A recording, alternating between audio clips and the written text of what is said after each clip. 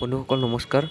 আজি মই ওদালগুৰি যাব ওলাইছোঁ আৰু মই এতিয়া আছোঁ তামোলপুৰ মটঙা চক। আৰু তামোলপুৰ মটঙা চকৰ পৰা ওদালগুৰিলৈকে ৬২ কিলোমিটাৰ হয়। আৰু ওদালগুৰিত কৃষক সমাৰোহ হৈ আছে, মই তালৈ যাম।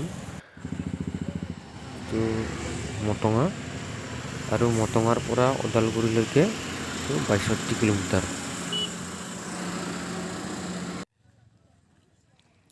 বন্ধুসকল, ইয়াতে হৈছিলে কৃষক সমাৰোহ ওদালগুৰি জিলাৰ চাপখাইতিত। আৰু চাপখাইতি চেৰিকালচাৰ অফিচৰ পিছফালে কৃষক সমাৰোহ হৈছিলে।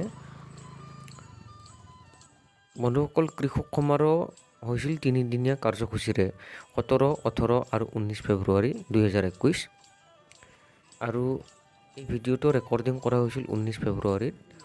ভিডিঅ'টো আপলোড কৰাত এদিন বা দুদিন হয়তো দেৰি হ'ব পাৰে বন্ধুসকল।